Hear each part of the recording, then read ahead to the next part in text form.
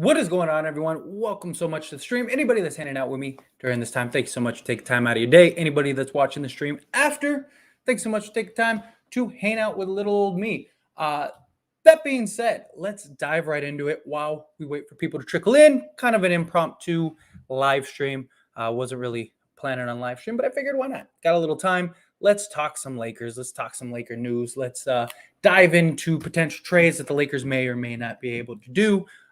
Things like that. Now, first off, obviously, Lakers have options based on what we've seen with reports, this, that, and the other. Now, how much of those options are viable? That is another real question, right? Like how many of those, how many of the Laker trades that are been rumored to be out there, how many can actually be done, right? Like the Pacers trade. That sounds like it doesn't make any sense for the Lakers just because the trade, what they want is just so ridiculously much that from a Laker standpoint, I mean, the Pacers want more for Buddy Hield and Miles Turner than the Kyrie trade. Like literally, it's insane to me. So I think the Jazz is the most likely trade to happen if a trade was to happen. That would be my guess. Would be that trade. Pacers, I think, it's not going to happen. I think that, Spurs, I think Spurs could be a team that really come out of left field among other teams. Like, I wouldn't be shocked if a trade happens that we don't expect. You know what I mean? Like, let's say, I don't know, some random team, like the Pistons. They're looking at it as like, we're a rebuilding team.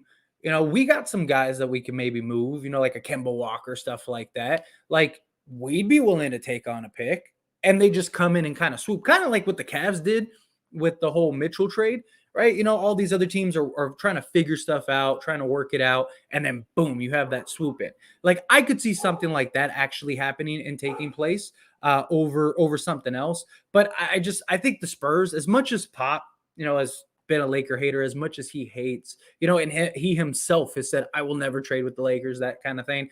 He was the one that snitched on several trades, stuff like that.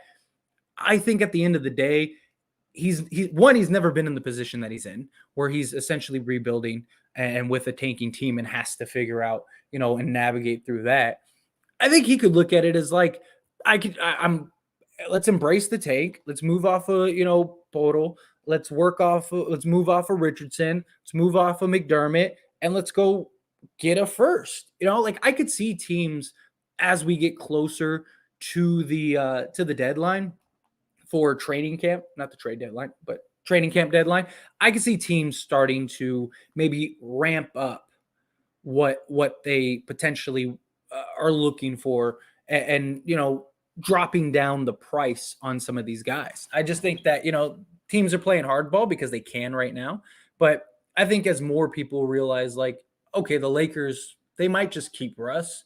Like, why don't we get something rather than just letting it pass? And then they get to keep their picks, and who knows what ends up happening.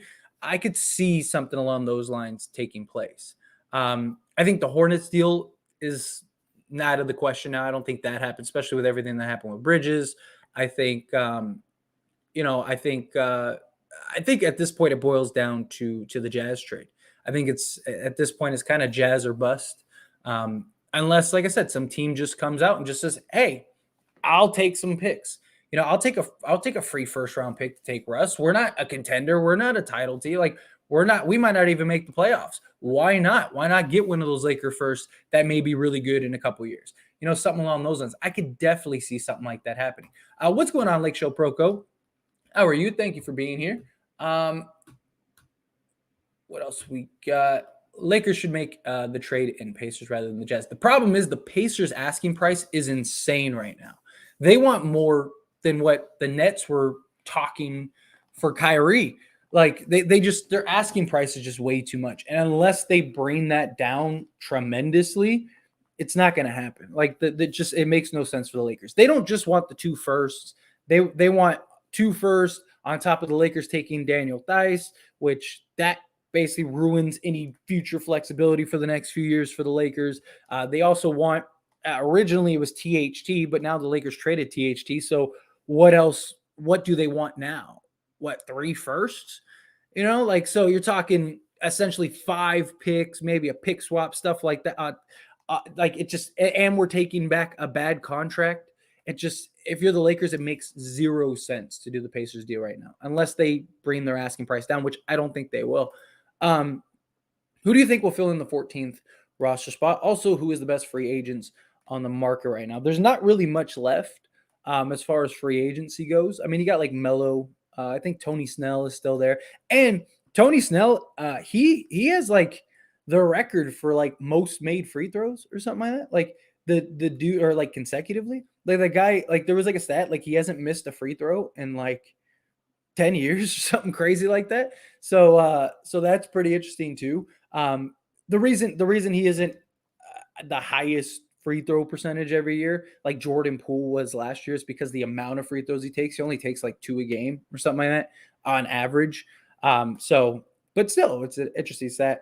Outside of that, there's not really anybody that the Lakers would be looking at. I think if, assuming a trade doesn't happen, most likely my guess would be, they either look at like Dennis Schroeder, which I don't think makes sense if you have Russ on the team, along with Kendrick Nunn and Patrick Beverly and, Walker and guys like that. I think most likely no trade.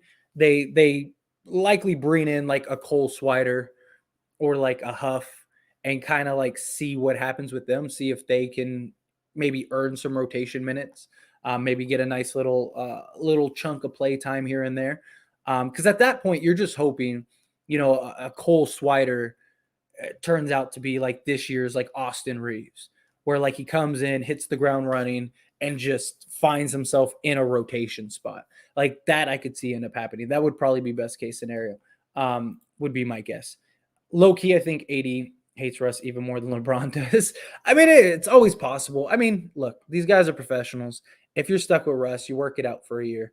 I think the Lakers do a deal if a deal is on the table, but if there's not a deal on the table, then I think they just keep Russ and they just keep it pushing, which I don't think is the worst thing ever. I don't think that is the end of the world.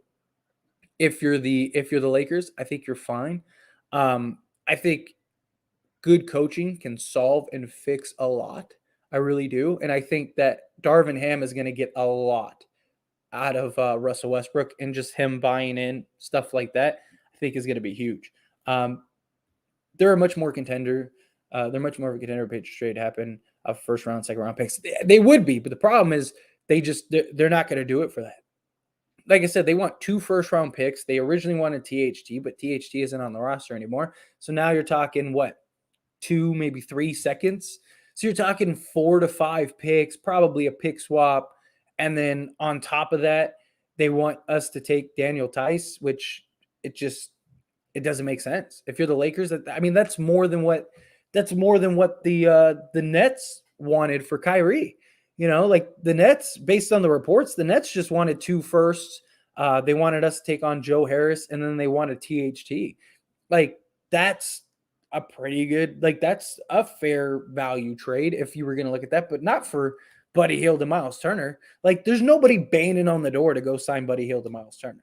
Like it's not that they're not good players. It's just that Miles Turner could leave you this year and is an injury concern. Buddy Hield offers you nothing outside of shooting.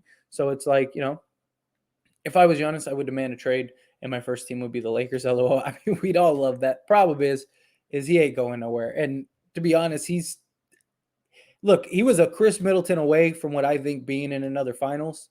And, if Middleton didn't get hurt, I think they beat the Celtics. And then after they beat the Celtics, I think they would have likely beat the Warriors. I really do. That's just me personally. So I don't think he goes anywhere. Then sign Melo or Snell for Weens and Schroeder, and then waive winning Gabriel or trade him. The thing is, winning Gabriel, he might end up being like a solid guy. So he's got the size to play multiple positions. And the Lakers, the one thing the Lakers told winning Gabriel was to go and work on his 3-point shooting. And if he was a solid 3-point shooter and could at least get to somewhere around league average, that they would re-sign him. So I imagine that they worked him out and saw, okay, his 3-point shooting is falling. So let's re-sign him. he could end up being a real gem for the Lakers. He's got size. He can play both wing spots if need be, especially if he's knocking down the three-point shot. If you got to go small, if you got to do a small ball lineup against the Warriors with Draymond Green, Gabriel could be your 5. Like that. That's not he could end up being a huge key. Melo or Snell, I wouldn't mind it if a trade can get done, especially Melo. If Melo can replicate what he shot from 3 last year, he could end up being one of our buddy Hield, I guess. And then Tony Snell. I'm not against Tony Snell. It's just his lack of consistency is the problem. Like one game, Tony Snell will put up like 20 points and go perfect from the field and not miss a single shot. And then the next game, he'll go like 0 of 12 and won't make that's been Snell's biggest problem, for his career, why he's kind of been a journeyman, is because he's just inconsistent. And at times he's a real liability. Schroeder, unless we do a trade, it doesn't make any sense. If we move off of Westbrook, maybe, but at this current juncture, no, it doesn't. They're not going to go after Schroeder. You think the Cowboys will have a down year after scoring just 3 points against the Bucks and Dak Prescott being hurt? Yes. I wouldn't be surprised if they only win a couple games this year. I think that them winning their division, you can kiss that goodbye. That's gone. I don't see that happening. I actually talked about this, the whole Cowboy situation, on my my main channel as it stands. I guess the mother channel, as you could call it, the one that spawned this channel and things like that. If you just type in "as it stands," you should see the channel. Talk all sports, not just Lakers. Been talking a lot of football lately because we're in the prime of football season. So go check that out. Go check out that channel. And of course, subscribe to this channel. Hit that like button. Subscribe to this channel. I'd really appreciate it. Help me get to that. We got to 3,300 subscribers on this channel, which was awesome. And we're at 3,311. If we can get me to 3,320. Or 3,325. I think that's fair. I think that's an achievable task during this live stream. So yeah, we're at 3,311. Like this video, help me get those likes up. And then of course subscribe to the channel. And then yeah. What else we got? People are sleeping on the Spurs trade. Portal would be Lakers' best center. Richardson, our best 3-and-D wing. McDermott, our best 3-point shooter. What's not to like about Russ in the first? The problem is that I really like Portal too, or people always say I say his name wrong, but you know what I mean. My problem with that is that his free throw shooting and the type of offense Darvin Ham is going to run, he would be a huge liability. That he shoots 48% from the free throw line, can't really shoot the 3-ball, and he's a great low post, offensive guy, which is great. It's nice to have, to get that easy bucket, have a guy that you can just kind of dump the ball down to and let him go to work. That's always beneficial. I think Richardson is a solid 3-and-D guy. I think Richardson, you can make an argument Richardson would be the best player we can get out of any of the trades that are being thrown out there. I do like that. And then McDermott, I'm not as high on McDermott as many people are. He is definitely a solid 3-point shooter, but most of the teams he's been on, there's times where he just becomes unplayable. And that's the problem. And unless he's just lighting it up, I could see him falling out of the rotation, because the Lakers didn't have a problem scoring last season. It was defense. And that's the big problem with McDermott. I'm not against the trade. I just, I think we're fine at the center position. Not just that, but come playoff time, Anthony Davis probably starts at the 5. So I don't even think that Poto would play if we got to the playoffs. So you basically are trading for a guy that probably doesn't even see the floor. Richardson would be great, and McDermott I think would be fine. But I'm not against this trade. I just I don't know. I just not my favorite, if I'm being honest. But I could see, like I said, I could see the Spurs coming in and saying, hey, let's just go get a first and then making this deal work out. The Lakers probably won't be terrible with Russ, but they're 100% not winning the title with him. The distraction of him on the team alone keeps us out of the race. I wouldn't say 100%. You never really know. You know what I mean? Like, I mean, Dallas was in the Western Conference Finals. Like, who predicted Dallas was going to be in the Western Conference Finals this past season? Nobody. Like, look, chemistry is a real thing. Coaching is a huge thing. Like, you get Russ to be effective. You get him giving you, 15, 5 and 5 a game, and he's bought in and he's, going through the ups and flows and stuff. I can see this team being really good. I'm not saying that they're going to be that they're a lock for a contender or anything like that. No, I mean, if I had to make a bet, I would say the likelihood is that they're not going to win the championship this year. But like, look, if the Lakers get into the playoffs, I'll take my chances. Like, there's not a team in the West that can stop Anthony Davis if he's playing at an MVP level. Not a team in the West that can stop LeBron James if he's playing at an MVP level. If you can just get Russ to be effective, that's it. You don't need him to be great. You don't need him to be a superstar. You just need him to come in, give you like 15, 5 and 5 when LeBron isn't playing. And I think that would be huge, huge for the Lakers. But they're punting this season. I wouldn't say that. I really don't. I think the Lakers could surprise a lot of people. Seriously. If Lakers make a trade with the Jazz, they should ask for Bogdanovic, Beasley, and Vanderbilt for a first-round pick. I mean, I'm sure that's what they're asking for. The problem is that I don't think we get all of that for just one first. I do think, if I had to guess, if a trade does get done, I think it's very likely Mike Conley, Bogdanovic, and Beasley. That would be my guess of what is end up traded. And then it's Russ and a first. That would be my guess as to what ends up, getting that deal done. But I think that I don't think we're going to get Beasley and Vanderbilt as much as I would love that. I'm sure the Lakers are asking and trying. I think that's at least a conversation. If not, it needs to be. But I think in reality, I don't think that they're going to go that route.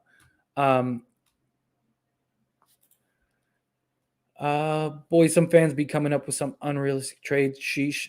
I mean, all the trades that have came out that I've seen are all from credible sources. Like, they're not like, it's not the fans coming up with these trades. It's the reporters, like the Spurs trade that was based on reports. The Buddy Hield Miles Turner trade that was based on reports. The Pacers or the Jazz deal based on reports. Like, all of these come from reports. It's not like people are just making this stuff up. Like, that's the thing. So I'd give 2 firsts for the Jazz deal. We got to maximize prime LeBron. The problem is that, like, you can be worse.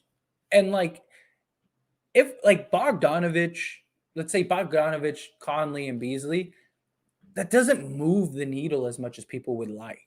Bogdanovic at this point, yeah, he's a great off-the-ball three-point shooter. Solid shooter, definitely, but doesn't provide much. Beasley, he's a solid 3-and-D guy, but he's undersized at 6'4". So he could play the wing in spots, but if we're playing like a big team, it's hard for him. And then Mike Conley, I think, is solid, but that contract and stuff, you got to move off of those guys. Like, none of the deals that are out there legit make us, oh, this team is a contender. And that's why the Lakers don't want to give up both firsts, because who knows what ends up happening.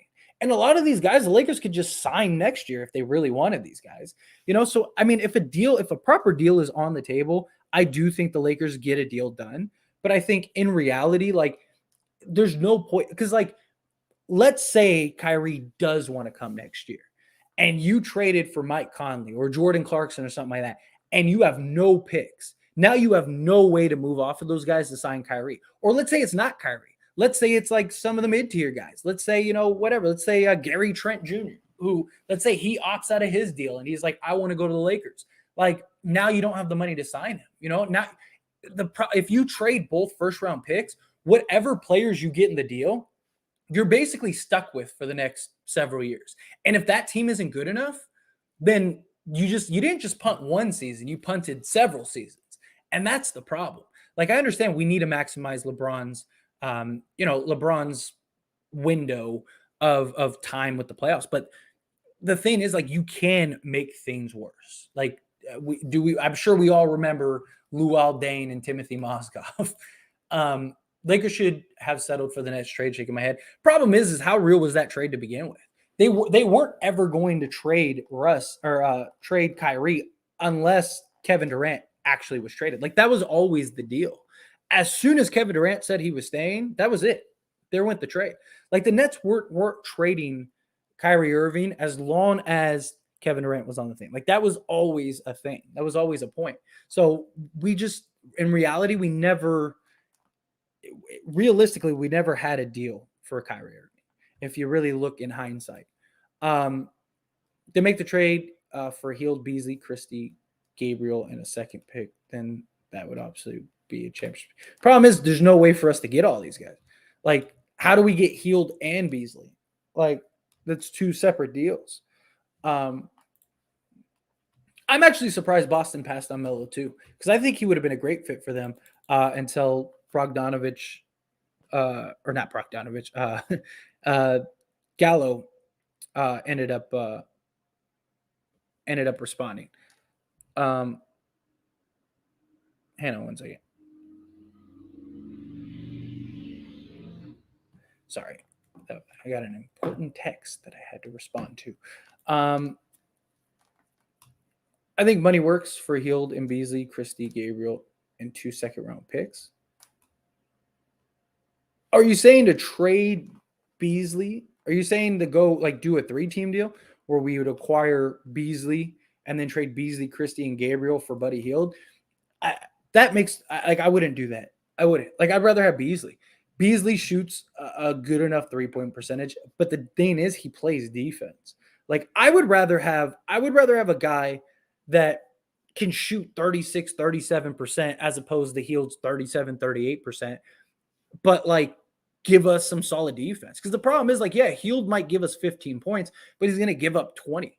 Like, if we get Beasley, you keep Beasley. Beasley's like 6 years younger than Hield. Like, nah, if we get Beasley, you keep Beasley. And Christie, who knows? Like, Christie already showed he has really good defense. If he could work on his shot and his game, Christie could be a really big asset.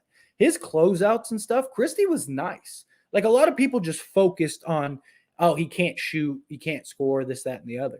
But his closeouts, his defensive scheme, his nose for the ball was really good. I'm so glad front office is being patient. Lakers win ships. I'm not trade for mediocre. I am too. Like, look, if a deal's not on the table, don't take it. You know, like, don't force a trade. Don't trade just to trade. Agree, Lakers need to trade. Lakers just need to poop or get off the pot and quit being cheap. It's not about being cheap. Like I said, you can be in a worse situation. Like, that's something we have to keep in mind. Bogdanovic, Conley, and what are the deals that are on the table? That's something else you got to keep in mind too. Like, just because a report is out that Beasley, Conley, and Bogdanovic are what's being talked about doesn't mean that that's a thing. Like, that doesn't mean that that's a real, like, that's what they're getting. What if it's Conley, Gay, and Clarkson? And they want both first. Like, that makes no sense for the Lakers, because now you're stuck with those 3 players for the next 2 or 3 years. You just punted the season. Like, Lakers could use a trade, but you don't trade just to trade. And it's not about being cheap. None of these guys make us that good. There's not a single guy that makes us good. Like, that makes that, oh, you look at it and you go, oh, that's it. Like, that's the team we need. Like, those are the pieces we needed to be a contender. Like, even Beasley, even if we got Beasley, Bog, and Vanderbilt, like, those 3 aren't that good to where it's like, oh, now we're a legit contender. Like, none of these guys are that good. They're rotation guys. They're solid guys. It'd be really nice to have them in the rotation. It would make us deeper. Chemistry, team schemes, defensive schemes, stuff like that could make us a contender. But like, we could also be terrible again. And now we're stuck with this same team for several years. And now LeBron's like, all right, I want out. I'm done. Like, that could also be something that happens too. Talk about the draft picks. Those 2 draft picks hold value and just dump them for mediocre pieces. Yeah, that's what I'm saying. Like, don't save it. Hold on. Or trade for Turner in exchange for Beasley, Christie, Brown, then sign Swider, and Jordan Noir floor spacing. I mean, I threw out a deal just because people were asking me how could the Lakers flip Utah's pieces to go get Turner.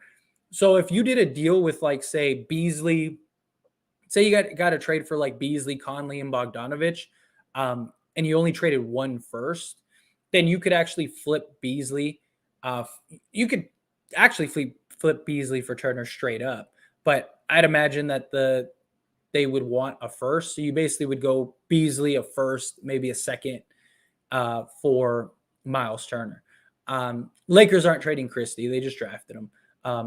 And then Gabriel, sure, but like the problem is that the Pacers have like 30 guys that can play Gabriel's position, so I don't think they would do that. Turner, it is possible to do the Turner deal, but not at the Pacers asking price. It's not going to happen. Only motivated trade partner is the Jazz. Get Bogdan Conley. The third player isn't required, but Gay won't require any agreement. But Clarkson will then require seconds, in my opinion. Picks are for this. Yeah, I mean, look, if we get Conley and Bojan Bogdanovic, like that's fine. But like the thing, like I just that doesn't make us any better. Like I don't think that that's worth a pick. I don't think that moves the needle at all. You know, like I don't. And Russ is another Hall of Famer added to the story franchise. Lakers go in next season, and all naysayers won't be found. Look, I have said flat, I have been a huge Russ defender on this channel. I think that Darvin Ham could absolutely get the most out of Russ. I really do. I think that he could absolutely get the most out of Russ, and I think he can make Russ very effective. And that's the key. Can he make him effective? Like Russ averaged 18, 7, and 7 last season, but he wasn't effective when he was on the court. There's a big difference. There's a difference between stats, and then there's like effective stats. You know, if he could have an impact out there on the court, I wouldn't sleep on the Lakers. I really wouldn't. I bet Russ is going to regress to the mean. He'll be back playing like he used to this year. He had a bad year, but I think he'll be better. Stick with it. But yeah, I really do think Russ is very likely going to be a lot better than he was last year. He can't be much worse. I mean, as silly as that sounds, like he really can't. Like it was just a bad year all around. Not just that, locker room, chemistry, coaching, stuff like that. All of that has an effect. Like Vogel lost the locker room. That was clear. Russ and Vogel did not get along at all. That was clear. Having a coach that everybody respects, everyone likes, everyone really, is willing to go to bat to. You see Russ, he's in every press conference. He's basically attached to Darvin Ham, like at the hip, stuff like that. Like all of that is very telling that Russ is ready to buy it. He's in a contract year, stuff like that. I think that is all very important for this upcoming season if we end up sticking with Russ. You know what I mean? I really think so. Picks hold no value, only opportunities. The future value is too far out, so trade them now for better odds at winning a title. I would definitely not say picks hold no value. The reason teams want it is because they have value. The Lakers could be terrible in 5 years, and we could be looking back going like, man, why did we trade him for a bunch of role players, right? And we're in a complete rebuild tank mode, and it's like we have no assets, no picks, no nothing. Like we could be in a lot worse of a situation. Now, look, I am of the mindset, F them picks if the deal is right. But trading both picks just to say we made a trade it doesn't make any sense. There's not a single trade that's out there right now that you can look at and go, that makes us a bona fide contender. It doesn't. And there's no point in the Lakers just trading those picks just to trade those picks. It doesn't make any sense. The same people that are like, F them picks, make a trade now. What happens if at the trade deadline, Kyrie, like the Nets implode and Kyrie's like, I want to go to the Lakers, and Kevin Durant wants out, and the Nets are like, okay, we're going to trade Kyrie, and you have no assets to trade for Kyrie. You have no cap flexibility to sign him next year. Now what? The same people that are like, F them picks, trade them. They're all going to be like, the Lakers were stupid. We could have gotten Kyrie Irving. I can't believe we traded those picks. The Lakers are doing the right thing. If there isn't a deal out there, don't make the deal. Lakers aren't that desperate to where they need to make a trade to make a trade. You're better off being bad for one season than several. Like that's a big thing too. If Russ was still in his prime, would the Lakers make it far in the playoffs? No, because I don't think he's bad. I just think he's a bad fit. Like if Russ goes to back to people have recency bias. Like Russ was great with the Wizards. Like the Wizards loved it. Like there were Wizard fans that didn't want the Lakers to trade for Russ. like that were upset about it because he was so good for them. Like the dude averaged like a 22-point triple-double and he was effective. He was great. Like, he's had great seasons. It's just he's just a really bad fit. I think even if he wasn't in his prime, stuff like that, I still think that they'd be in the same position. I mean, Frank Vogel didn't do him any favors, but I definitely think Darvin Ham can at least get him a little more effective. Thank you so much, James. I really appreciate you. Westbrook for Fournier and Randall, no picks, get it done. Absolutely not for Randall. Absolutely not. Randall had a worse season than Russell Westbrook last year. Randall had the worst season since his rookie season. Like that, no. And where is he going to play? Like the whole reason you got two centers was so Anthony Davis didn't have to play center for 82 games. So you got the centers. Like Randall, you're going to pay Randall $25 million a year to come off the bench? Like, and you're locked into his contract for several years? Like, you can't trade for Randall. There's just no way. There's no way. I like Randall. I think Randall is solid in the right situations. He would be terrible for the Lakers. Terrible. He was worse than Westbrook last year in every statistical category. In Westbrook's defense, he would get like a real name back, trade him, upgrade the roster with Jazz. Like I said, I mean, if there's a right deal on the table, I am all for that. I will not trade for Richardson. You have Toscano and Brown, who is much younger. Richardson's solid though. Like Richardson's really good. Austin, what's going on? Austin, appreciate you being here. What's going on, Elder? Appreciate you. Salute, my friend. Thank you so much for popping in here. I really appreciate that. He also said that's more than $47 million. Lakers won't take on salary yet. Oh, you're talking about the Conley deal, the 3-team deal? I mean, it's possible. They might not. I just think it depends on what they like, because at some point you're going to have to cave. At some point there has to be a compromise. So do you take on that extra salary? Do you, give up both, because I don't see them being like, okay, we're going to give you Clarkson, Beasley, and, Bogdanovic and only take one at some point there has to be some compromise. And I think that would be the way to compromise. But yeah, I get what you're saying. Only team motivated is the Jazz. The picks are speculative, but get trade done. So Jazz feel good. Lakers win titles. I don't know if that's enough to win a title though. Like I really don't. I mean, it's not speculative because the Jazz definitely want to. Every team wants one of the Lakers picks, So I wouldn't say it's speculative. How many they want might be, but I don't know. We'll see. Hold off on the picks till midseason. See if the Nets want to blow it up. See that's a point that I've made too. Because 2 picks ain't worth it for the Pacers or the Jazz deal. Exactly, 100%. I'm with you. Jazz would be dumb to trade Vanderbilt. He's really good. I agree. I don't think they will. I really don't. I don't think they're going to do that. Jazz won't trade the Wolves players. I mean, they already traded Patrick Beverley, so I mean, they're not against that. But I mean, Vanderbilt's not Patrick. I don't think they'll trade Patrick or Vanderbilt. If you are trading with picks, then it should be for somebody that wants to keep after the season. If they won't, then don't trade. Exactly. That's my point. Like it's gotta be worth it for the Lakers. Like you don't want to just trade the picks just to trade the picks.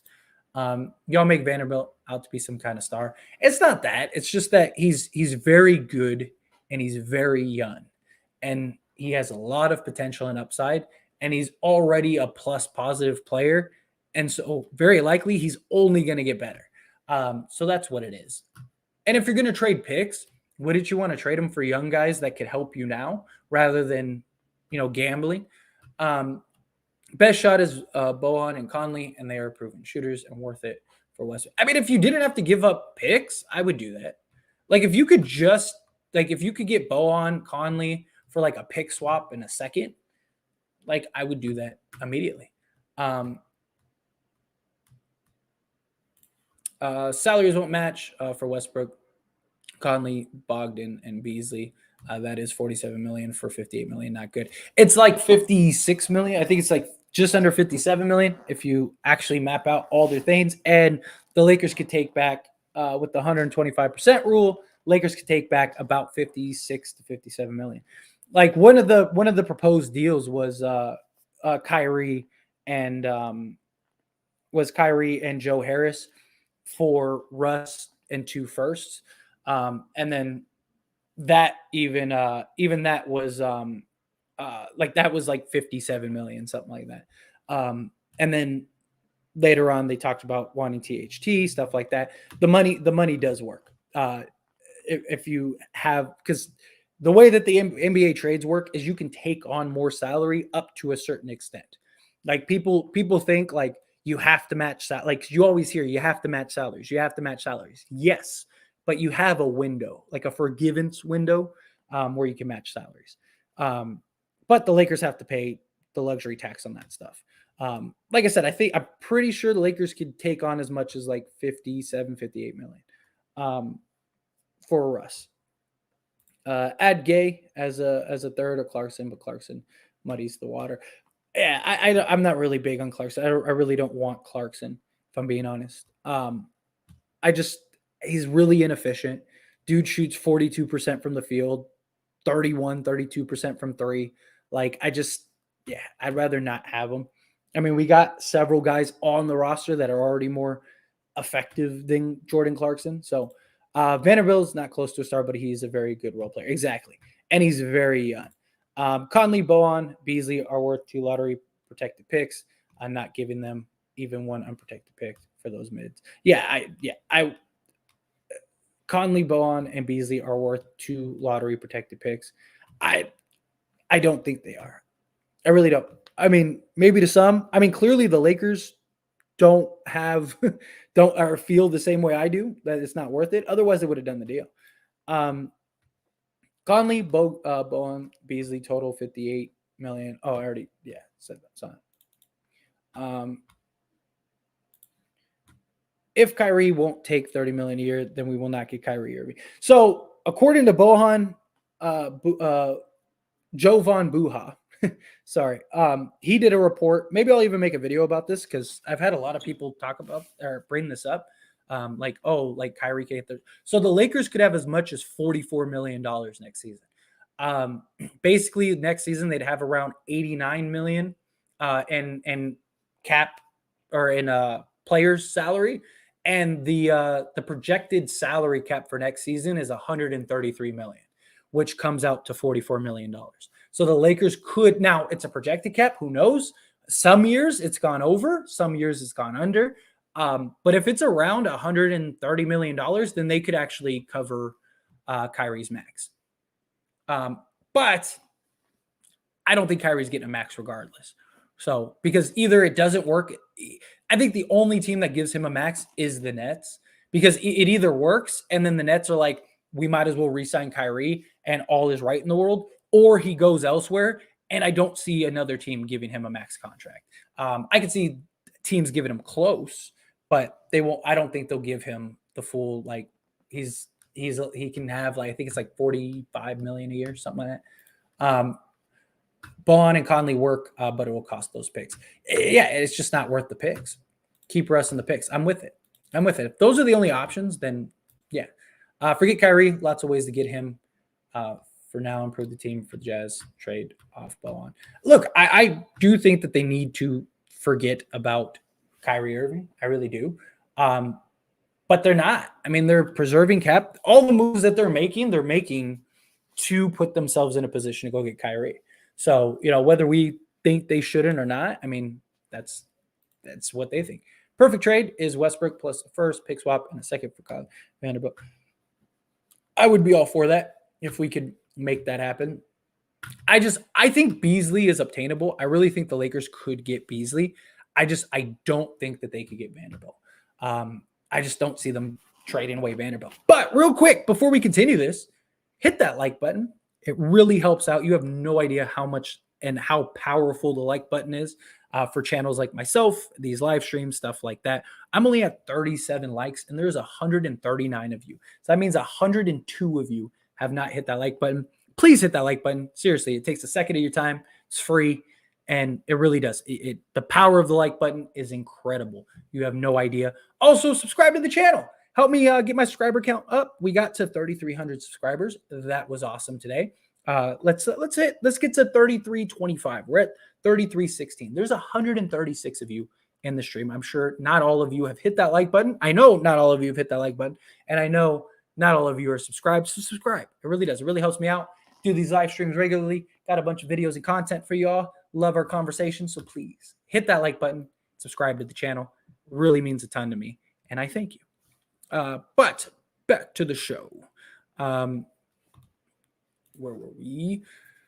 I'd give up 2 firsts for Vanderbilt, Beasley, and Bogdanovic. I see Vanderbilt as a Rodman type player who can do the dirty work that AD doesn't do. Yeah, I mean, he definitely can. He definitely could be a solid guy for the Lakers if they were able to get him. I don't know. Again, I don't think they're going to be willing to trade him. I would look if I was the Jazz, I wouldn't. Like I'd be like, no way. Like, you know, the whole point, because you're a rebuilding team. You know, you want guys like him. You want to move off the vets. So I just don't see. I mean, look, if there's a way that they can do it, then I am all for it. But I think realistically, it's probably not going to happen with Vanderbilt. Jazz and Lakers already have the framework to a deal. It's down to picks or swaps, and we know Jazz want the 2 versus the 1 swaps. Yeah, so based on reports from Jazz sources, the player side of it has already been figured out. Whatever that is, we don't know. But I guess apparently the player side has been figured out. It's just working out the pieces, at least based on the reports. If trading with the Jazz gets Bog, Beasley, Vanderbilt in the deal, or just don't do it. Yeah, I mean, yeah, I don't see us getting both. I could see us getting one or the other. I really do think Beasley is obtainable. I don't think they're going to want to get rid of Vanderbilt. Do you really think Beasley, Bogdan, and Conley are each worth an unprotected first? If so, what teams risk trade for them? I do not, and I have been very vocal about that. I do not see the Jazz in any capacity getting what they want. I do think to a veteran team, Bogdanovic may be worth a first. I think Beasley would be worth a first to the right team. And Vanderbilt. Conley, no way. I do not see a team in the league that would give Conley or would give a first for Mike Conley. And it's not that like he's a bad player or anything. It's just his age, his contract, things like why would you give up for even a late first, even like a basically throwaway first, which is like, you know, a heavily protected first. I don't see that happening. Look, if the Jazz had a deal on the table that they want, like if somebody was offering a first round pick for Bogdanovic would have already been traded. Same thing with Beasley, same thing with Conley, same thing with Clarkson. If the Jazz's asking price was met by another team, a deal would be done by now. There's no way they're going to wait that out and hope for a Laker deal that may or may not happen. It would make no sense if you're the Jazz. I just don't see that being the case whatsoever. I think that they put out those reports because they want to put some pressure on the Lakers, and they're hoping that the Lakers cave to what they want. That's my personal thought, because why would the Jazz?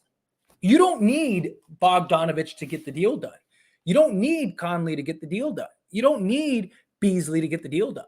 You know, you could still do a Lakers trade without those players if you need be. You could configure it, you know, like, hey, and that would put pressure on the Lakers. Like, hey, you know, you took too long. We traded Bogdanovic. You sure you don't want any of these other guys? Like, that would be perfect. So, no, I don't think any of them are, and I don't think the Jazz are going to get anything close to that for any of those guys. Lakers are just being cheap, and in order, and so doing, are going to miss out. Punting is still a turnover. Keeping Westbrook won't work. I mean, I don't know. How do we know until it actually happens? New team, new coach, new atmosphere, new chemistry, new environment, new everything. A lot of that matters. A lot of it does. Brian Melo and Tristan or Josh Jackson. Josh Jackson already signed, and let's run it. Josh Jackson already signed. Tristan, I don't think Tristan makes a lot of sense for this team. I think we have too many bigs already. And then Melo, I wouldn't mind Melo at all. Either go all in or wait till next year. Yeah, I mean, like I said, it just depends on what the deal is on the table. You're investigating in Beasley and Vanderbilt. That's what makes it worth the picks. If you're investing. I wouldn't mind that if that was the case, but yeah, I don't see that happening. Bowen and Conley are the best players. Adding a third, you pick, but don't let those two go. They solve Westbrook and bring shooting and good playmaking. Yeah, I mean, look, I am all for Conley and Bogdanovic, if they can make that happen. Again, it has to be the right deal. 1 first, left my ass off. Jazz want 3 first. Yeah, and the Jazz, good luck getting those 3 first. I don't see any team giving up. Like I said, maybe Bogdanovic. I could see a team, like the Bucks, like Milwaukee's, like our picks are gonna suck anyway, so who cares? We're trying to win another championship. Like I can see somebody like that giving up like a pick like that. But again, you still have to match salaries. You still have to make some sort of trade. And then what do you do? 1-for-1 deals? If you're doing 1-for-1 deals, like then that means the Jazz still have to trade that guy. Like it's just, I don't see, if a deal was already on the table, it would have been done.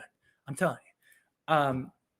Only 2 first rounds right now. Yeah. I don't see that happening. I don't think they're going to get anything close to what they're asking for. You never know. I mean, there are some pretty bad teams in this league that are terribly managed, but even then, Russ 1 first round pick, 2 second round picks. Yeah, I wouldn't mind that, or even like a pick swap, stuff like that. Russ will make $11 million a year after this contract. I've said somewhere in the ballpark of like 15 to 18 million, because that's kind of like the going rate for those guys. He's still good enough to make an impact in the right environment. So I could see like a team like, like I said, Washington. I could see Washington bringing them in on like 18 million a year. There's a lot worse players that get paid that, or if not more. So yeah, don't be shocked. But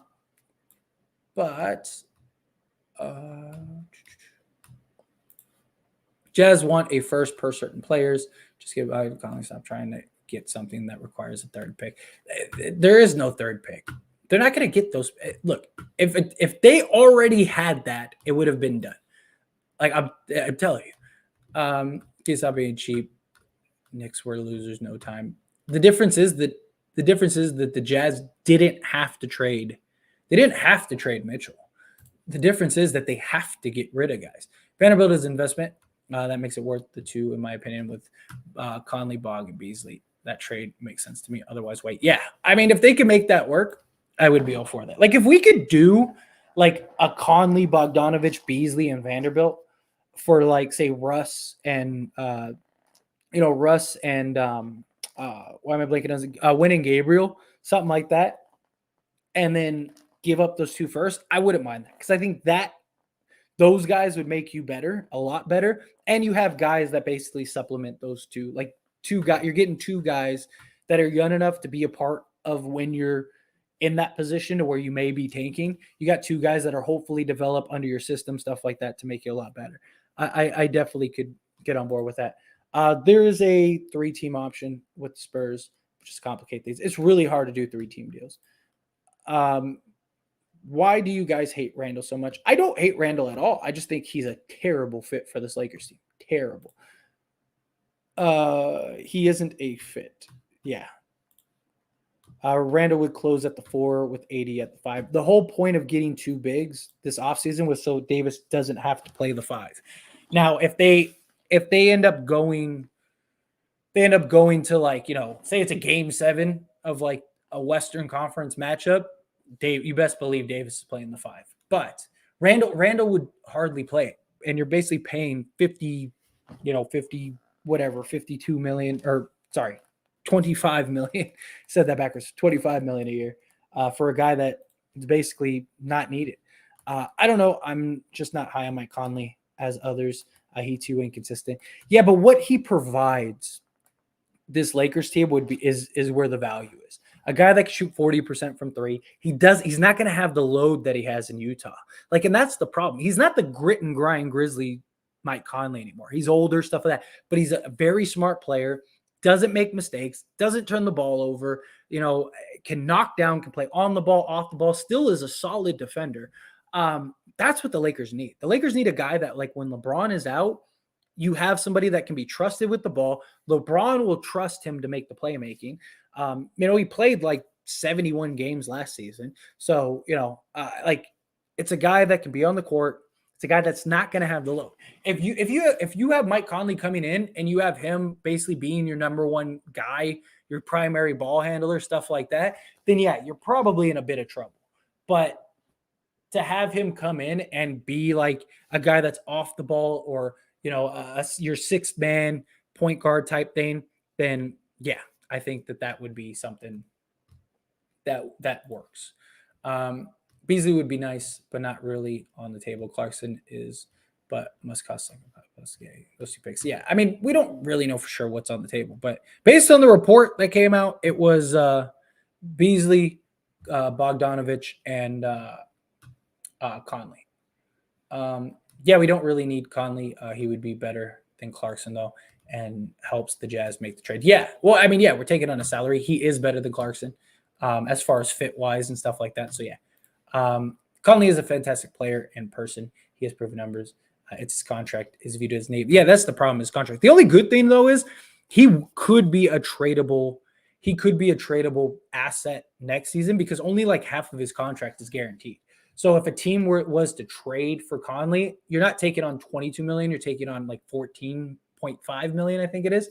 And especially if the Lakers could keep a first. So say Kyrie does want to come, you could easily move off of Mike Conley.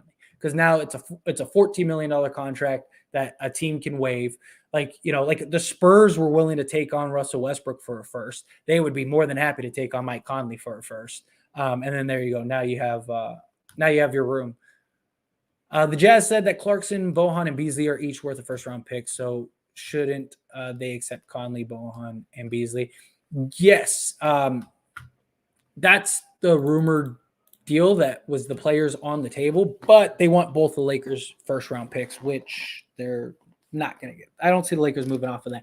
And just because the Jazz want a first round pick for all those guys doesn't mean that they'll get a first round pick for those guys. Are you going to okay, look at it like this. If you have something that you want to get rid of, and let's say you're trying to get $100 for that, right? You're trying to get $100 for this item. Are you going to come in and say like, I want to sell this for $100, or are you going to say I want to sell this for $200, and then that gives you room for negotiations to work your way down, and then you end up selling it for say $120, or you do sell it for your $100. You got your price you wanted. So that's how you got to look at this Jazz thing. The Jazz are selling a $100 item for $200, or trying to, and they're just hoping somebody bites, because if you want to sell it for $100, somebody comes in and goes, I'll give you $200 for that. Perfect. Then you move that item for $200, you doubled the money that you really wanted. But in reality, you're probably going to get, somebody's going to see the value. They're going to say, yeah, like this is definitely not worth $200. I'll give you, $150 for it. Like, okay, cool. There you go. Or, I'll give you $100 for it. So, because that's what you really want. That's how you got to kind of look at it. Russ, 2 first-round picks, and Gabriel for Bohan, Beasley, Clarkson, and Vanderbilt. Oh, yeah, that's what I was mentioning earlier. Yeah, like I wouldn't mind. Like something like that, I wouldn't be against. Could easily be Kuz replacement. Yeah, he's definitely solid. Yes, that package 100%. Yeah, I'm with that. Clarkson was worth 2 when the Lakers traded him. Jazz want a first, but 2 seconds like a first. Yeah, difference is that values are always different, and teams, what is somebody willing to pay for it? You might want the stars, but does that mean somebody's going to pay that for it? I know this is for Lakers and basketball, but real quick, did you catch the Seahawks game yesterday? Seahawks country, let's fly. I did, and man, I lost so much money on Denver. I really wanted to rant on the Denver thing. I might still do that, but I was like, yeah, it's going to be a really bad video. So I just let it go. Like I took the Broncos before the game, and then even in the middle of the game, I played them, because I was like, oh, they're going to win. And then Hackett decided to kick that field goal instead of giving it to your $250 million quarterback. I will never understand it. That was the dumbest. I would have fired him on the spot. I'd have been like, you're an idiot. I don't know. Yeah, that was terrible. Yes, I did catch that, unfortunately. Vanderbilt is worth a first and cheap. Yes, I agree.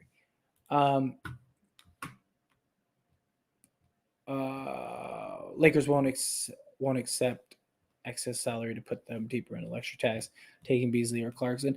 I mean, it depends. Jeannie has said she's willing to pay if it makes them legit. If they are able to work it out and it's something that everybody feels really makes them better, Jeannie will do it. It's just is that something that she believes will make them that much better? If Denver wanted to get off of Michael Porter Jr.'s contract, would you trade Westbrook for him? In a heartbeat. I don't think they'd ever do that. And you'd get a lot more for Michael Porter Jr. than Russell Westbrook. But yes, I mean, dude, if there was ever a way for the Lakers to acquire Michael Porter Jr., even with all his injury concerns, you go do it. That dude could be a superstar if he can stay healthy. Avoid the Wolves players. Jazz intend to keep them for real. Nice idea. Bohan by far the best overall of them that as all-star Lakers could use. Hey, look, I will take whatever we can get if the price is right. Bev, Beasley, LeBron, Vanderbilt, AD is a nice defensive lineup. I agree. That'd be really good. You have your shooting, you have your defense, you have everything. I'd be all for that. 125% rule. Yes, that's how the deal could get done. Is the 125% rule. But let's see what else we got. Rules, which is why doing combos is so hard. I mean, not if you understand it. It's not that hard. Lakers won't take back excess salary to add an electric checks bill. I mean, they will if it, like I said, if it makes them better, they will. Try Bohan, Conley, and Gay in your calculator. I mean, the money works if that's what you're trying to wonder. Lakers can flip Clarkson at the trade deadline for a solid role player. I mean, yeah, but why? Either Clarkson's going to work for you or he's not. And then at that point, you might as well just keep him. Unless you could trade him for like an expiring player. But if the Lakers are good, why would you want to do that?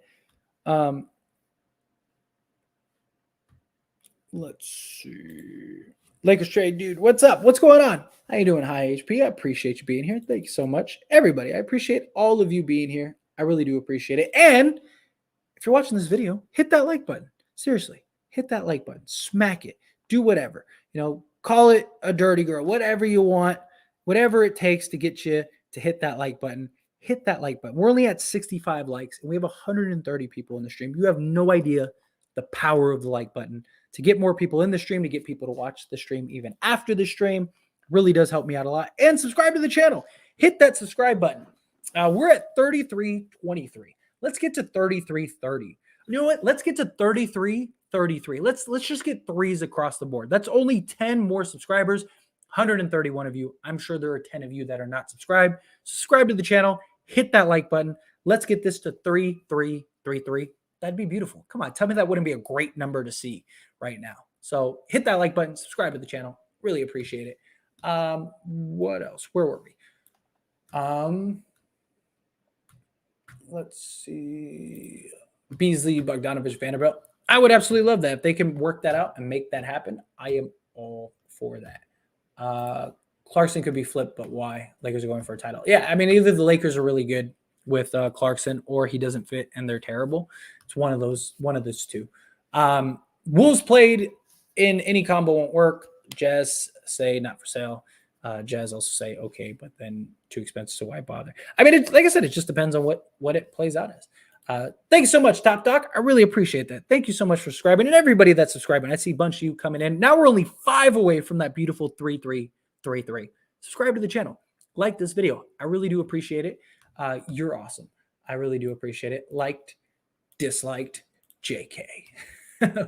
Well, thank you. Thank you so much, Izzy. I appreciate you. And I appreciate you, Top Doc. Thank you so much. And everybody that's liking, everyone that's subscribing, you're all beautiful people. Thank you. What else we got? Vanderbilt is on 1 year deal. Yes. I imagine if the Lakers trade for him, they'd probably extend him, though. They'd probably give him a reasonable deal. You don't want to let him go in a free agency. Who really believes Pelinka can beat Danny Ainge? It's not about beating him. It's that Danny Ainge has to do a deal at some point. He has to do something, And so that's the thing. It's not about beating him. It's just what other options are out there. That's the big thing. It's like I said, if there was a deal on the table for these guys, you don't think Danny Ainge would take that? Like if somebody was offering a first for Mike Conley, you don't think he would do that immediately? Of course he would. Like, absolutely. Like I could see a team like Miami. This is a team that I've mentioned before, usually, and especially in videos, I use them as an example because I think that they're a team that would really do this. I could see them saying, we'll trade you Duncan Robinson in a first-round pick for Bogdanovic and Jordan Clarkson. I could see that happening all day. And that immediately solves the Jazz's problem. They get a first. They move 2-for-1 player. Now they only got to remove one guy. You could either buy a guy out or do that.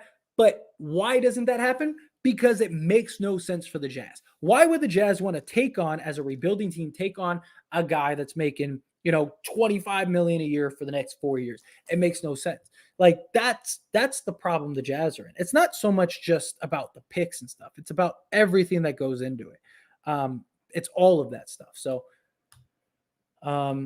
Knicks need a star player, and that star is Russell Westbrook, trade Julius Randle, Cam Reddish, Evan Fournier. So I do agree that the Knicks could really benefit from Russell Westbrook. And I think if the Knicks did trade for Russ, I think that they would actually play him. But the Lakers, there's no way the Lakers take on Julius Randle. It'd make no sense for them. So the reported Knicks trade was Cam Reddish, Evan Fournier, and Derrick Rose.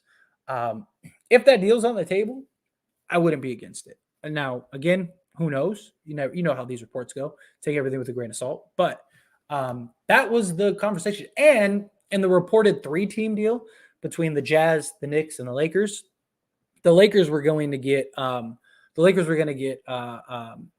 Fournier and Cam Reddish as part of that deal. They were essentially just giving them to him.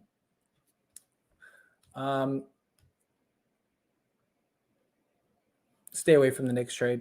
Yeah, I just think it depends on what you return, and it depends on what you have to give up. Like if you could get because if the Knicks just look at it as like we want to free up roster spots, we want to clear some salary, and we want to get the young guys some run, which is supposedly what they want, then if you could do that deal and not give up a first-round pick at all, then I would do that. Because like you're helping the Knicks. You really are, especially if the Knicks plan on playing Russ. Like you're really helping the Knicks out. So I just think like if you could work that deal out and you could get Reddish, Fournier, and Derrick Rose and not have to give up any first, it's a pretty good deal. Because Cam Reddish is expired, you could re-sign him. Derrick Rose you can move off of, and Evan Fournier. Sorry, Blake for a second. Evan Fournier, you could easily move off of too if you have your picks.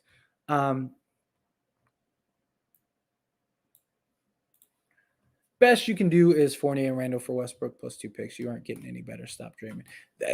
Where does Randle fit and where does he play? And Randle was worse than Westbrook last year. Randle had his worst season since his rookie year, and his rookie year was terrible. So yeah, nah. Yep, stay away from the Knicks. Yeah. Lakers think they're going to trade Russell Westbrook and get themselves 2 stars. So look at the way they did. It's not what they think at all. It's not even what they're trying to do. Punting is the correct move. I think so too. Like especially if you don't have the right trade.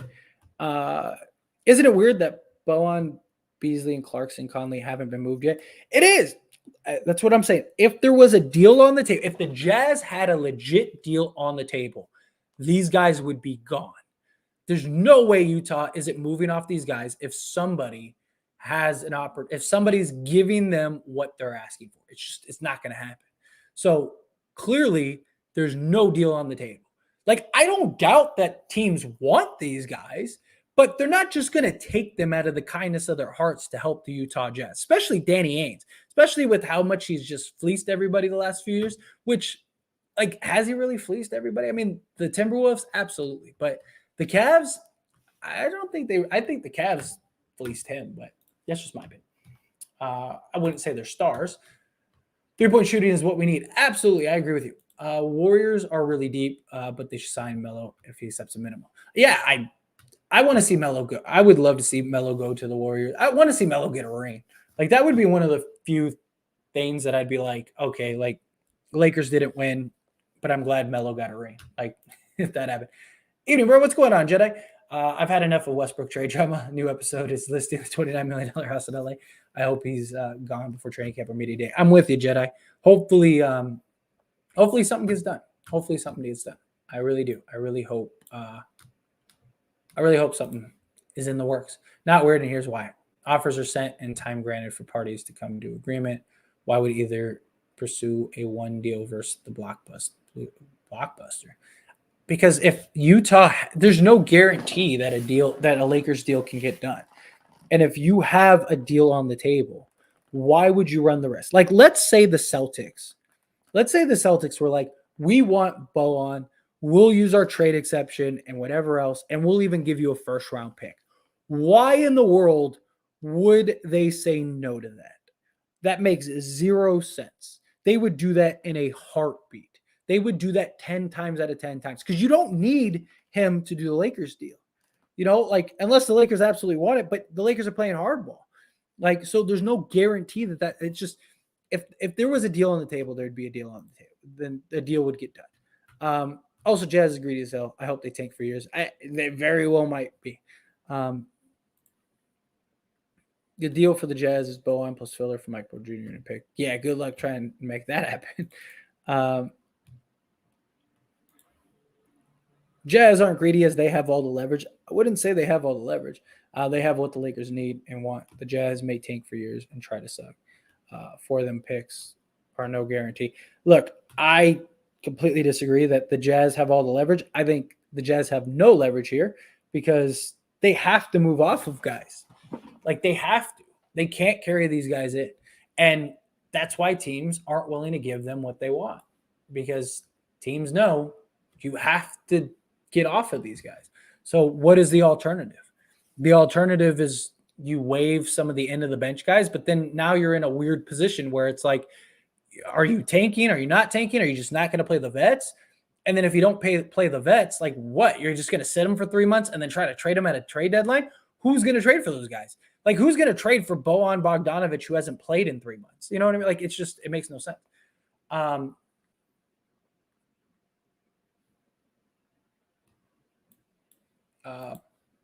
Blazers want Vanderbilt and contact Jazz core to Blazers channel. I could see the Blazers going after Vanderbilt. That would make a lot of sense.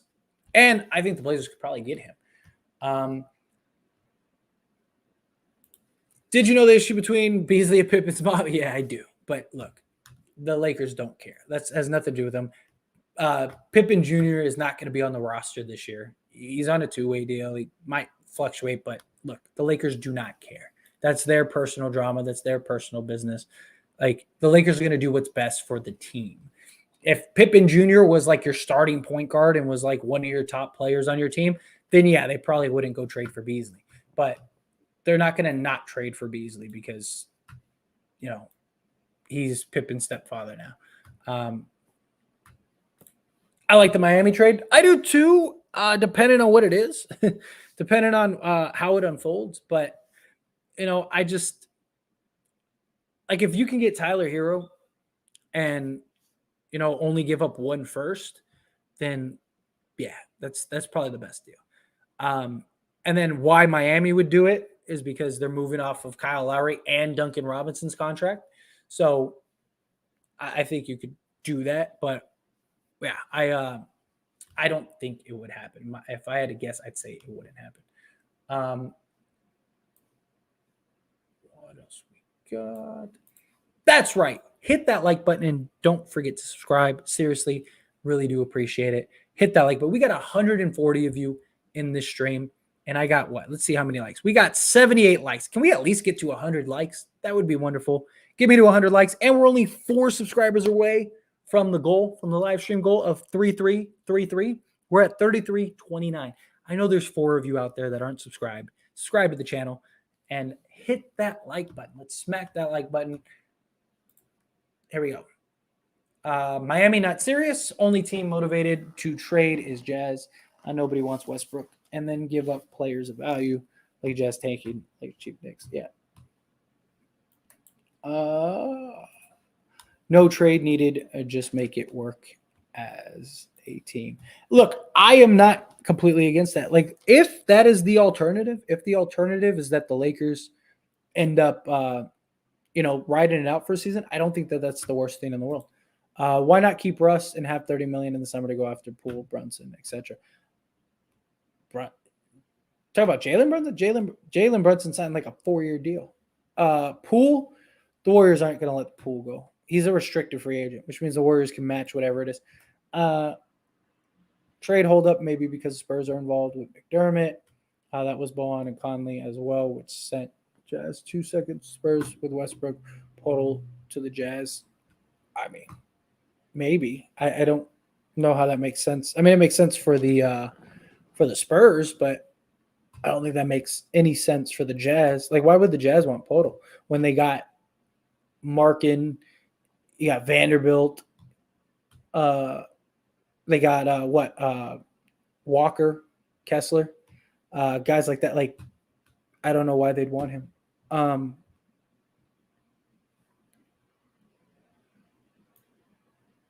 What else we got?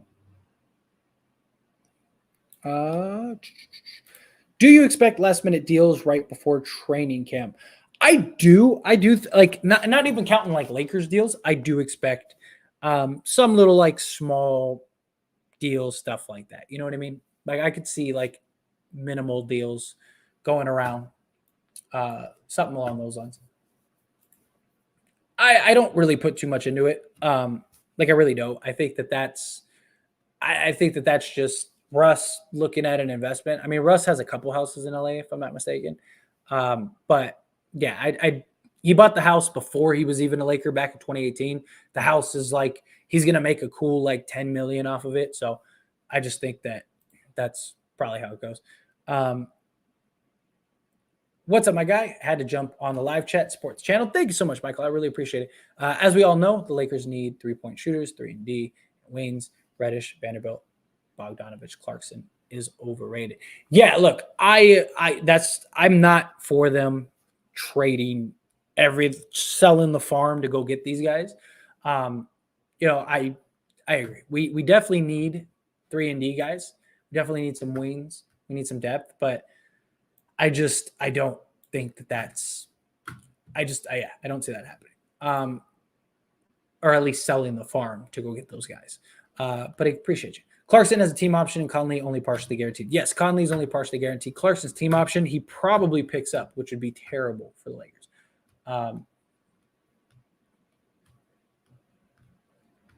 Oh, wait, you said team option, not a team option, player option. He has a player option. It's not a team option. And Conley has like 14.5 million guaranteed, something like that. No, my guy Clarkson. Yeah, player option. Yes, player option. Sorry, I didn't read that correctly.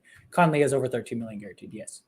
Yeah, I believe it's 14.5, if I'm not mistaken, is guaranteed. And then Clarkson, he's probably opting in. So that wouldn't be bad. Russ for Cam, Fournier, and Rose. I like it. Yeah, I don't think that's a terrible deal. And you probably don't have to give up any picks in that deal if the reports are true, which makes sense because the whole point is you move off of Rose to clear up space for Quickly, you move off of Fournier and Cam so you can clear up space for McBride and Grimes. That's why they want to do that, you know? Gay 5 years ago would have been great. He's not the same player. Lakers don't need old players. Yeah, I'm with it. I don't mind a couple vets because you need vets on the team, but you need effective vets. Like Bogdanovic, I wouldn't mind because he's a guy that's going to contribute. All these hypothetical trade scenarios are messing with my emotions. I feel it, Rich. I've already settled with the fact that we're keeping Westbrook. Nobody wants to help LA at this point, and I'm not getting my hopes up. Hey, it's a great way to look at it, Rich. Seriously. Absolutely. You know, better to be shocked and happy and surprised than expect something and it doesn't happen and now you're just disappointed. Gay is just to make people feel good as a third player. Bowen and Conley is what we want. Yeah, I don't want to see the Lakers take on guys, just take on guys. The deal's got to be worth it. Lakers are holding money for next year to get good free agents because it's not smart to take on big contracts. So I think Russ is on his final year in his big contract. He has to ball out. Russ will be a Laker. Yeah, I mean, look, I think it's very possible that Russ stays with the Lakers. Lakers aren't going to give up picks and take on contracts. It's just not going to happen. They're not going to do either. So I think if you could do Conley, Beasley, and Bogdanovic for one first, then you have that second first to move off of Conley. Conley cost the team $14.5 million. I mean, the Spurs were willing to take on Russ for a first. They would be more than happy to take on Conley for a first. And instead of having to buy out $47 million, buyout 14.5 million. So I think it just depends on the players you're getting and the deal that is being made. I think I could see happening.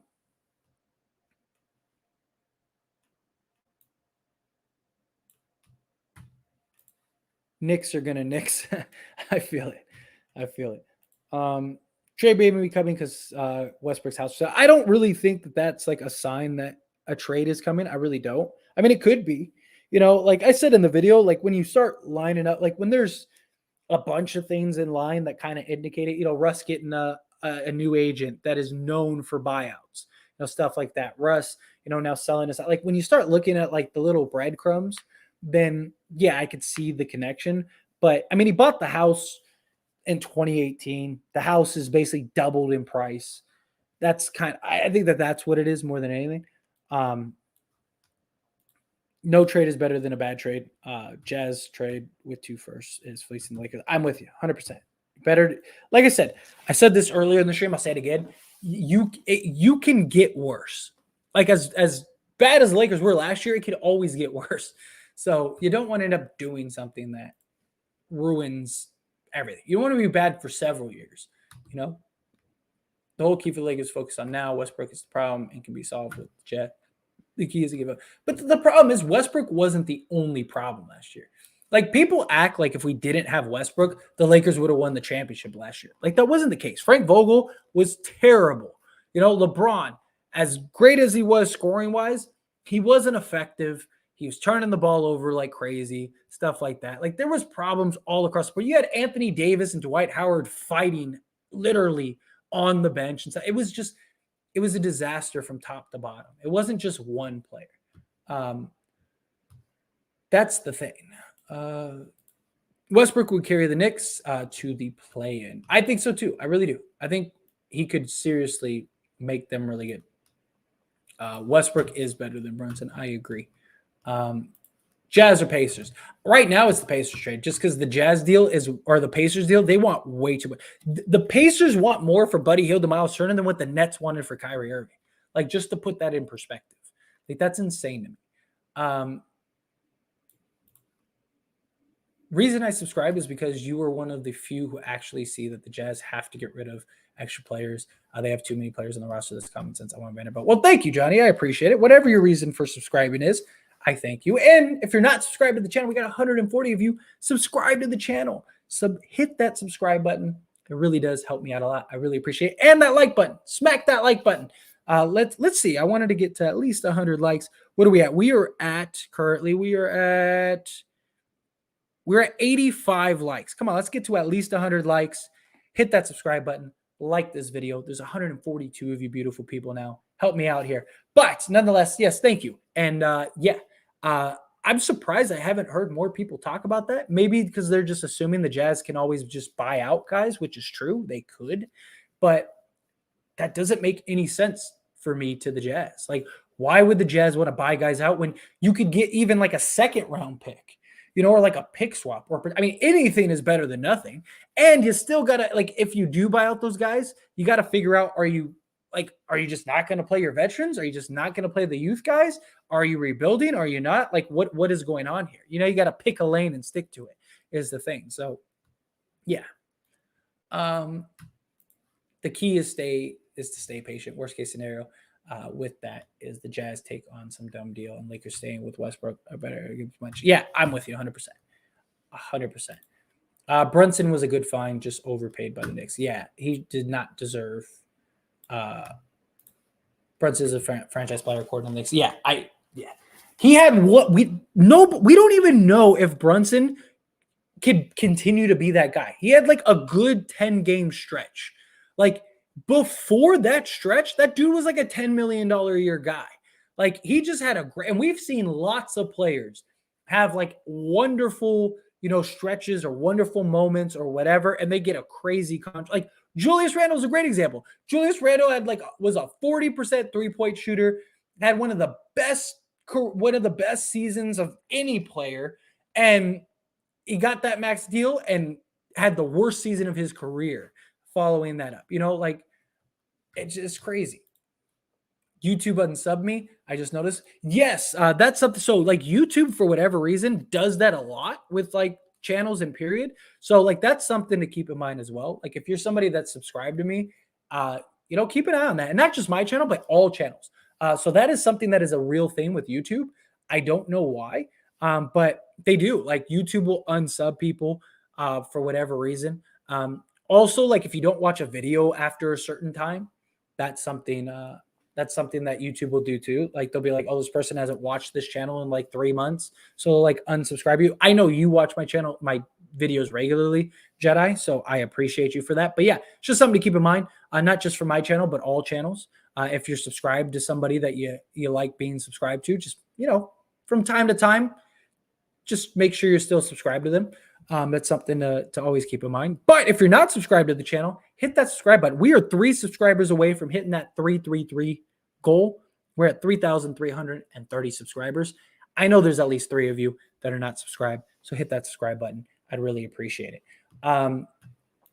That's 2027. That's so far. It is, but a lot could happen between now and then. You never know. Sorry as it stands, but you're way behind. I am, which is usually a good thing because that means we're having a fun conversation. That means people are in the chat having, conversations and leaving comments and stuff for me to answer. If for whatever reason, though, if you do want to like jump to the front of the line, or you want a question answered, or you just want to support the channel, super chats is the way. I get notified immediately, so it brings you to the front of the line. So that's one way to go about it. If you're like, God, he's taking forever, I want my comment answered.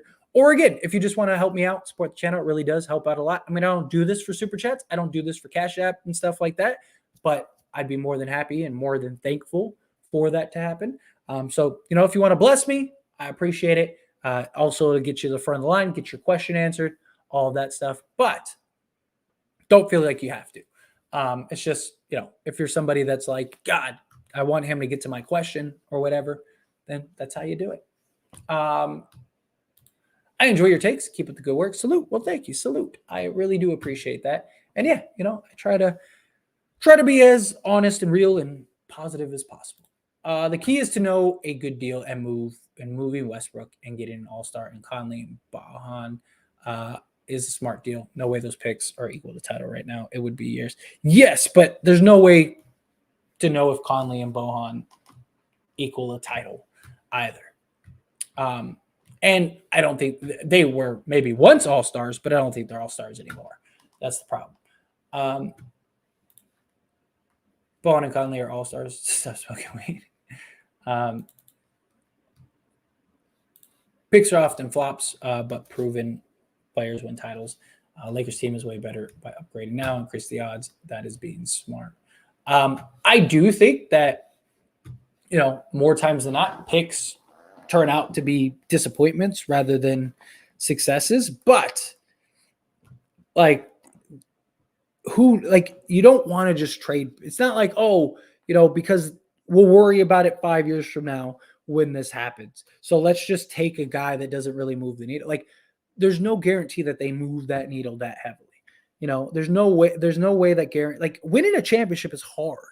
Like we could have prime Mike Conley and 26-year-old Bojan Bogdanovic, and they might not be enough to win a championship. I'm not wasting another year of LeBron because of picks. But here's the problem. Let's say you trade the picks and we're still a play-in team, or we're a first-round exit. Then not only did you, again, waste a year of LeBron's prime, but now you have no picks to upgrade next season. That's something you got to keep in mind too.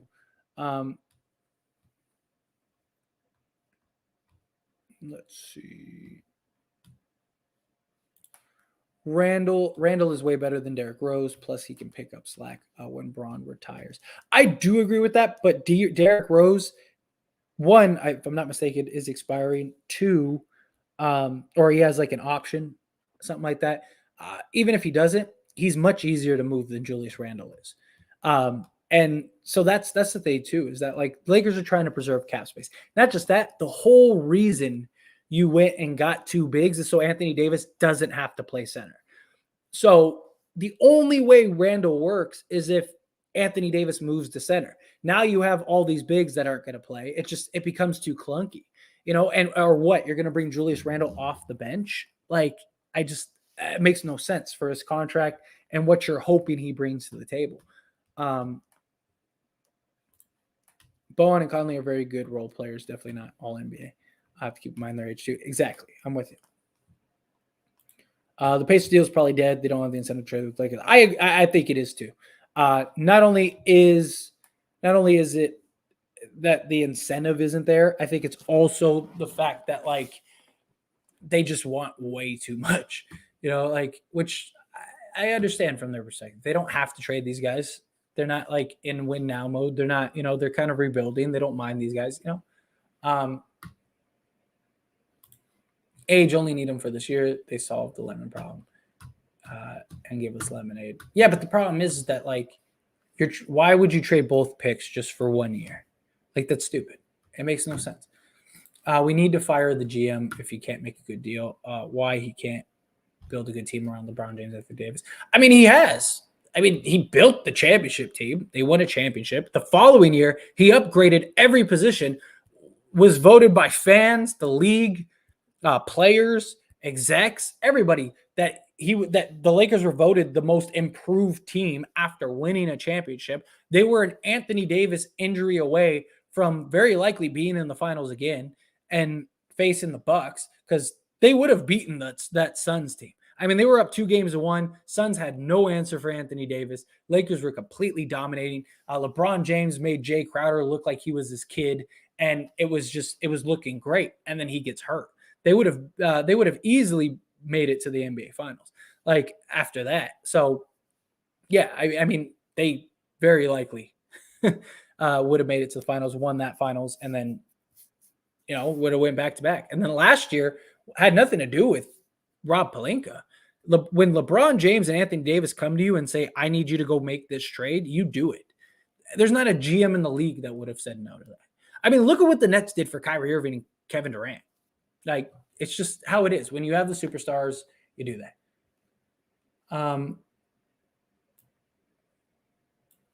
My ass off. Knicks need Westbrook. I actually think they do. I actually think that they would hugely benefit from Westbrook. Hugely. The Russ deal really derailed team plans. We should have had some solid. If we kept KCP, yeah, I mean, hindsight is always 20/20. But again, I mean, when your two superstars come to you and say, "This is what we want you to do. We want you to go trade." Because remember, I mean, why am I blanking on his DeMar DeRozan? DeMar DeRozan himself said, "I thought I was going to the Lakers this year." Rob Pelinka had deals lined up to go get Buddy Hield and stuff like that. It was LeBron and Anthony Davis that said, "No, we want you to go get Russell Westbrook." LeBron was in a contract year. They wanted him to sign an extension. Like, you got to do it. As sucks and in hindsight, as much as it sucks, like I said, there's not a GM in the league that wouldn't have done that. Like, all of them would have done that. What's up, man? On the late night tip, I see. Yes, thank you so much, Jason. Do you think Vanderbilt is the main hand up in the deal with Utah? There was a report that the Lakers want the Vanderbilt, Jazz want to keep Vanderbilt. I could see that definitely being a holdup, but I don't think that that's the make or break. I think it's more the picks than anything. I think the Jazz want both picks. Lakers don't want to give up any picks, but I think that they may settle on one. I just think it's going to come down to who blinks first. That's what this is. Who's going to blink first? What else? Trust me, Knicks need Westbrook. I feel that. The Jazz have all the leverage, so Lakers can do it or not do it. I don't think the Jazz have any leverage because the Jazz have to move off those guys. So I don't know where they have the leverage, and it's not like all these teams are lining up. I mean, there's reports that Bogdanovic, but if they had a deal on the table for a first round pick for Bogdanovic, they would have done that. They would have been doing that.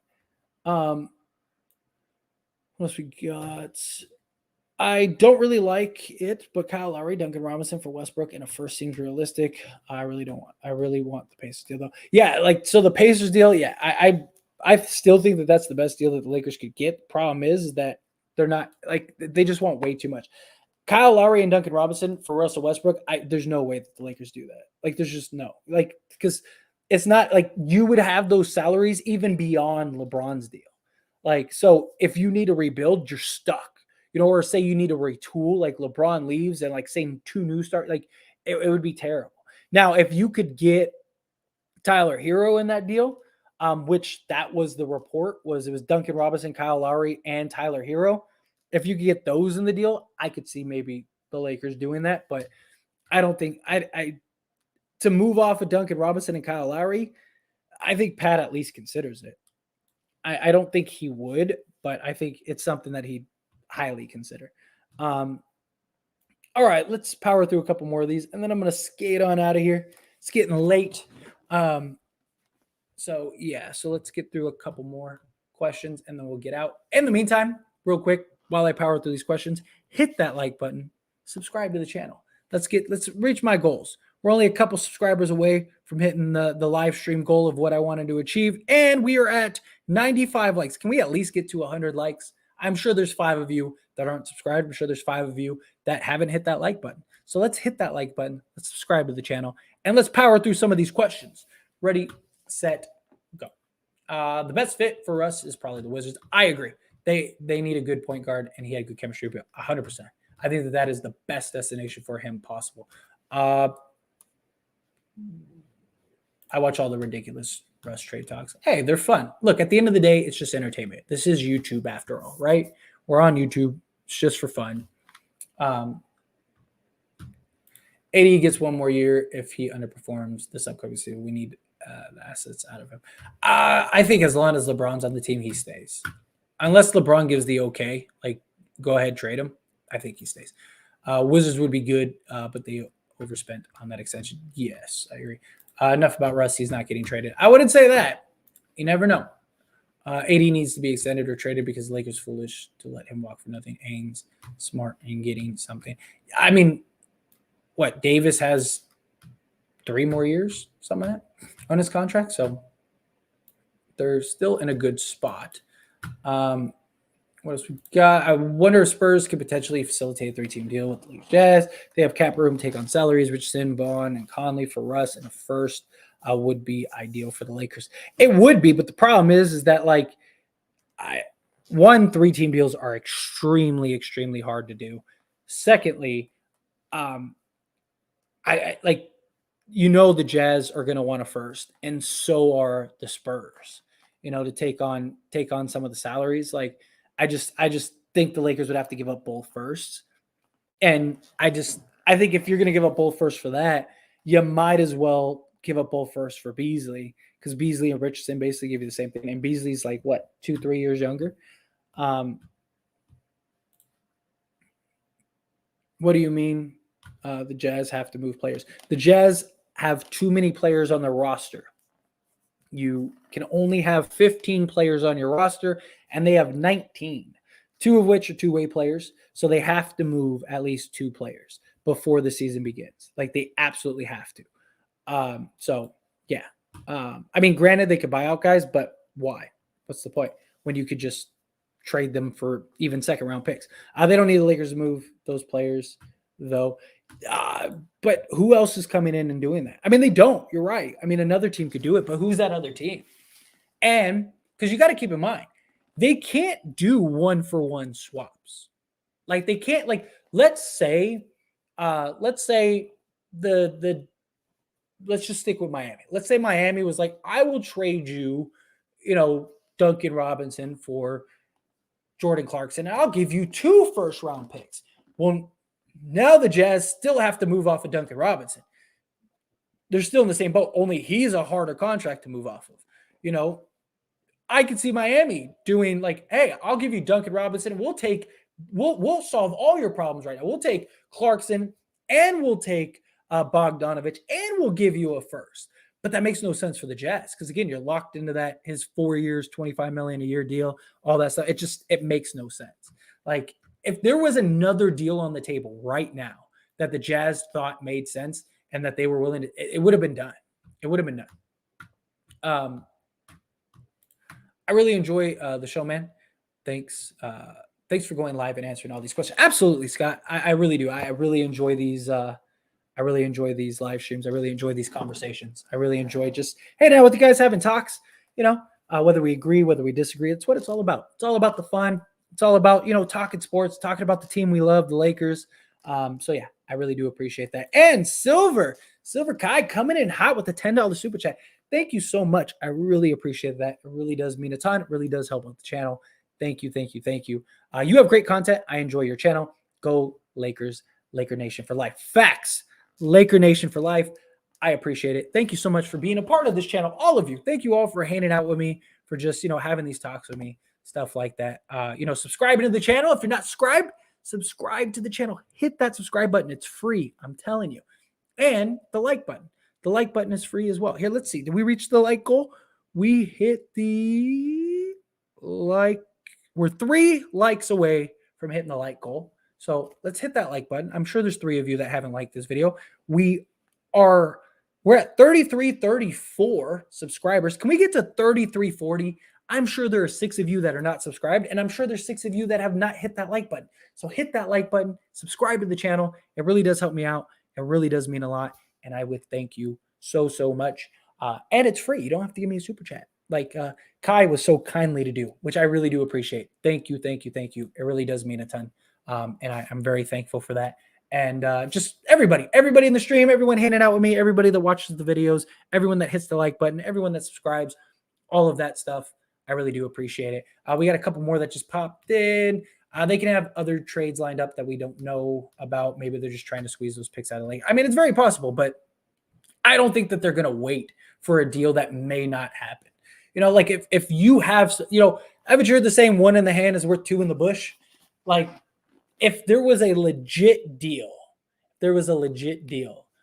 I'm pretty confident they would have done it by now. You're not going to wait around and then run the risk of that. And like let's say the Celtics right now were like, hey, we'll give you a first for Bogdanovic. We'll use our trade exception and then just fill in the money however way we have to, with the player, whatever. We will do that deal. We will take that on. There is no way Utah says, no, I'm not going to do that. We're going to wait for the Lakers deal. No way, because that deal might not be there by the time the Lakers, you figure out what's going on with the Lakers. And you don't need Bogdanovic to do the deal. Like you could still work out other pieces and stuff. Like it's just, there's just no way. If a deal is on the table, they're going to take the table. They're going to take the deal. You know what I mean? Like whatever deal is out there. If they have somebody that's asking for that's willing to give their asking price, they're going to do that deal. Salute, Elder. Thank you so much. I appreciate you. Man, we are screwing the season if they don't make a trade. I don't think so. I disagree. I think we're fine. Are we a legit contender? Probably not. But I do think that that the Lakers are fine. They'll be all right. Here's my thing. I can't write the Lakers off when we don't even know what they're going to be. We have no idea how good this team can or cannot be. This team could be one of the best teams in the league for all we know. They got youth. They got size. They have some solid shooters. Like Walker has shot 40% from 3. Kendrick Nunn shot 38% from 3. You have guys like Troy Brown that shoot like 34, 35%, which is basically league average. You have Patrick Beverley that shoots 38% for 3. You got guys that are on this team that could be very good. Like we weren't a very good shooting team in the bubble year. The only player we had that shot 38% was KCP.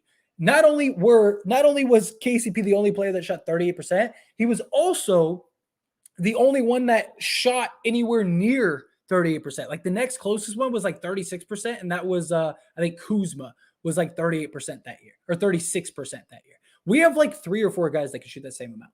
Like Darvin Ham, never underestimate good coaching. Good coaching can solve a lot. Russ being bought in, Russ believing in the system. I mean, he's attached to Darvin Ham at the hip. Like this team could be very good. Now they could also be very bad. I'm not saying that like, oh, lock it in. Lakers are going to be the best team in the league. Like I'm not saying anything like that, but I'm saying like they could be very good.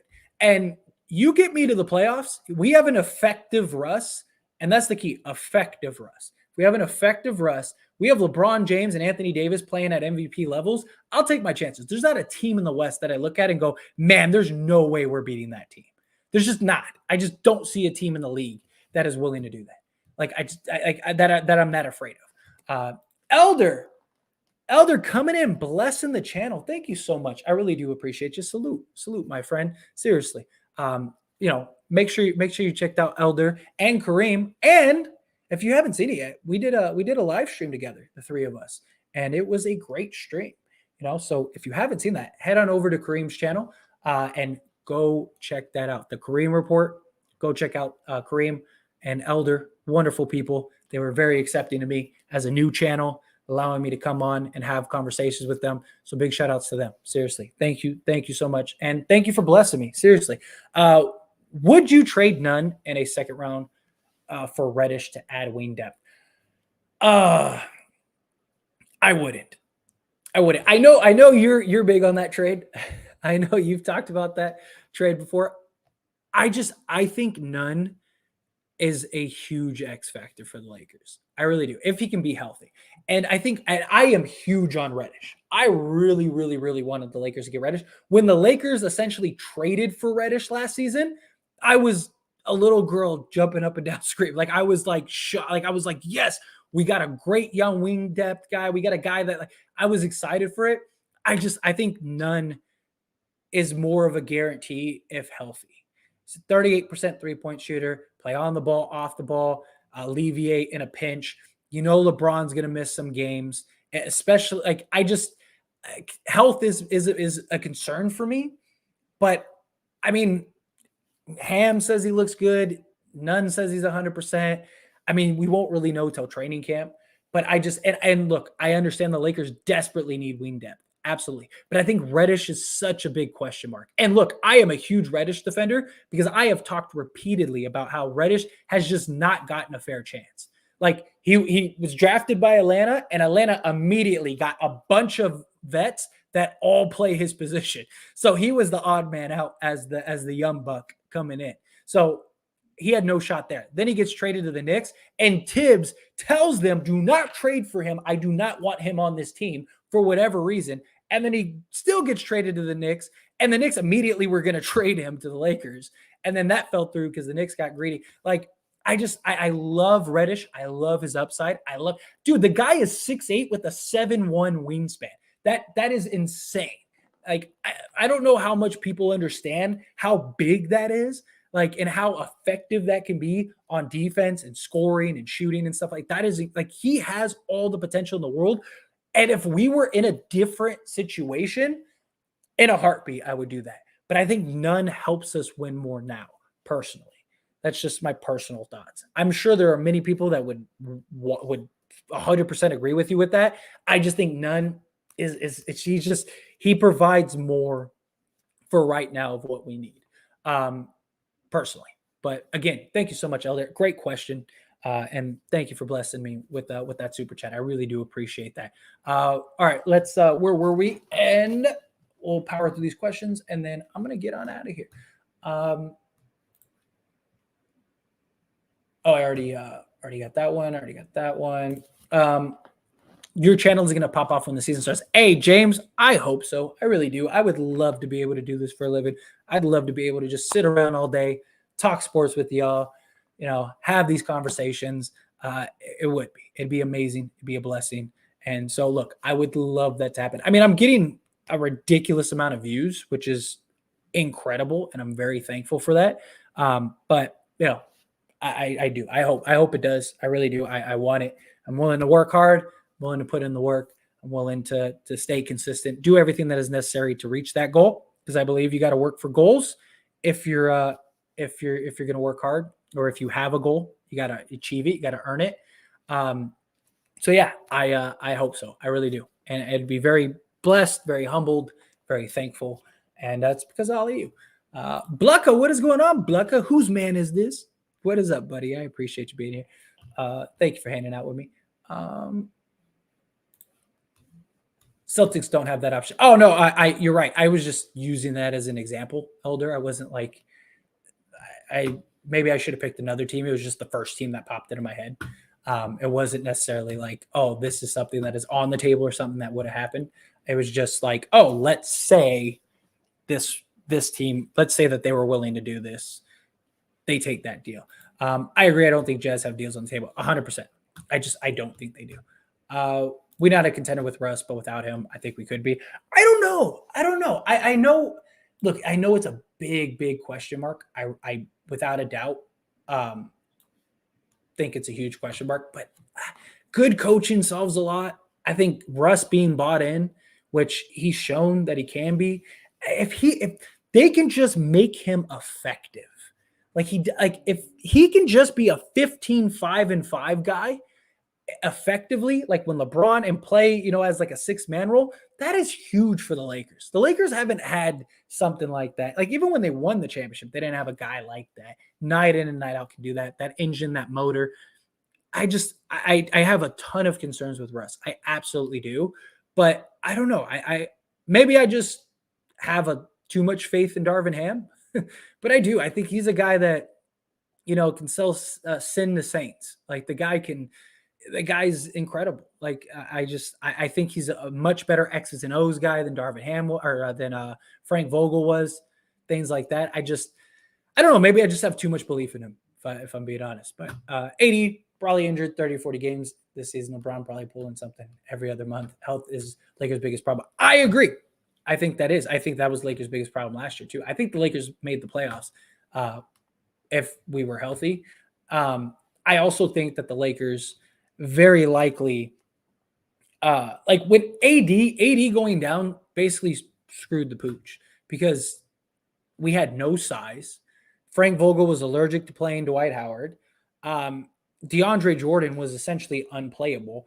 I mean, when you have to play LeBron James and Carmelo Anthony at the center position, that usually means that it's not boding well for you.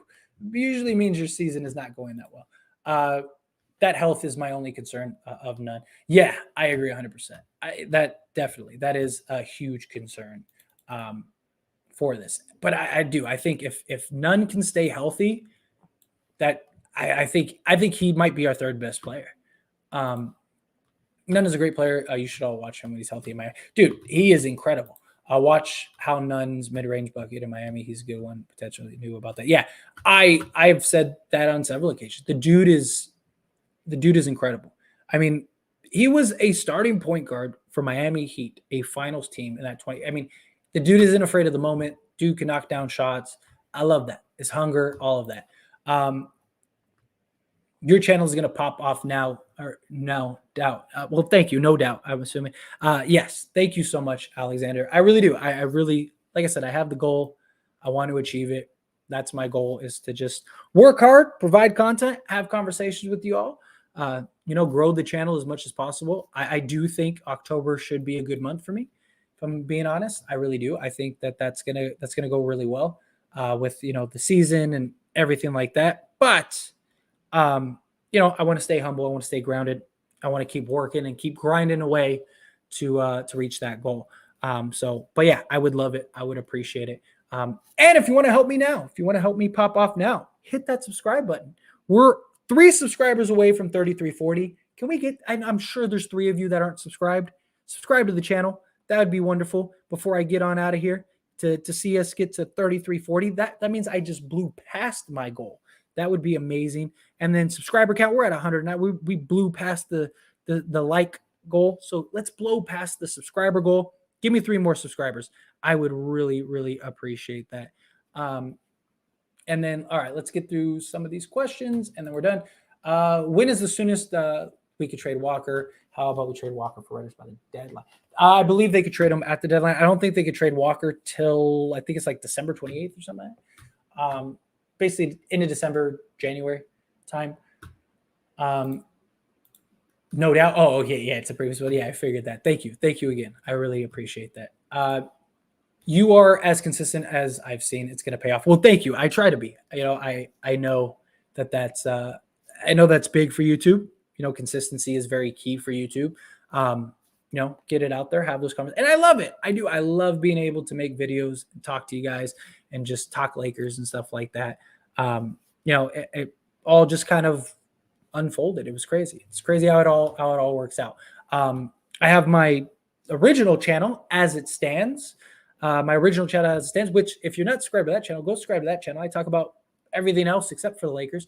I do talk Lakers stuff from time to time, but yeah, I mean, that channel was the one that first took off and really helped. Like, I started that channel. I got a video that just took off, got like 135,000 views, which was a blessing. I was like, oh, let me talk about the Lakers, because I don't want to just only talk about the Lakers. Like, on this channel, I wanted, like, the vision was to talk about all sports on as it stands, which I'm talking a lot of football right now because we're in football season. But I was like, I love the Lakers and I want to talk about the Lakers, so let's make a Lakers channel, and here we are. So very blessed, very thankful. Yeah, it's amazing. The last like few months have done. Walker by far a good one rather than Reddish by all means. I really do like Walker too. I really think Walker has a ton of potential. Sean Gilchrist in favor for Russ and in favors for Russ. Sean Gilchrist in favor for Russ for 20. The problem is Favors. I mean, that would just be salary filler. I don't think Favors would ever play for the Lakers. So basically, you're trading 2 firsts for Sean Gilchrist Alexander, which I don't think they're going to do. SGA is a big question because he's a guy that it's like, is he really good because he's a decent player on a bad team, or is he really just that good? Like, that's always a big concern. If Lakers can't shoot, they won't make it, and not to mention AD not available 25, 30 games, book it. I mean, the Lakers have guys that can shoot, so stop yelling with your letters, facts.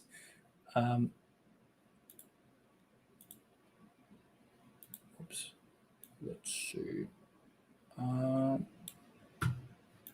Good luck to the Lakers this upcoming season. Well, thank you. I'm sure the Lakers will be good. I am all for that. But all right, I'm going to skate out of here. I appreciate all of you so very much. I need 2 more subscribers. There's 109 of you. I'm sure 2 of you aren't subscribed. Subscribe to the channel. Help me get to 3340. That would be amazing. So subscribe to the channel.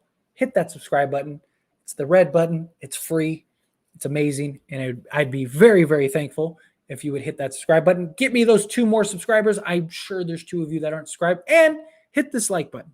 Hit that like button. That's free as well. I'd really appreciate that as well. And it really helps after the stream to get more people to watch it afterwards, which is always good. So yes, please subscribe to the channel. Hit that like button.